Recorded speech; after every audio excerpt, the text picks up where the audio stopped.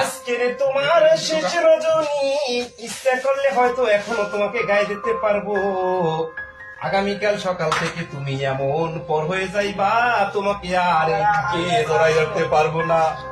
দীর্ঘ 24টি বছরের সাধনা, 24টি বছর তোমাকে বুকে রেখেছি, 24টি বছর তোমাকে এই শরীরের সাথে জড়িয়ে রেখেছি। তুমি কত সম্মানিত করেছো, কত সম্মান দিয়েছো, তুমি কত অসাধ্যকে সাধ্য করেছো, আর তোমার সম্মান আমি রাখতে আর পারতেছি না। আগামী কালকে তোমাকে জমা দিতে হবে। মনের ভিতরে বড়ই কষ্ট লাগতেছে, এত কষ্ট লাগতেছে তোমাকে জমা দেওয়ার জন্য। পৃথিবীর কারো কাছে বলতে পারবো না। অনেকের বলে আনন্দ লাগে, কিন্তু আমার কলিজা ফেটে যাচ্ছে।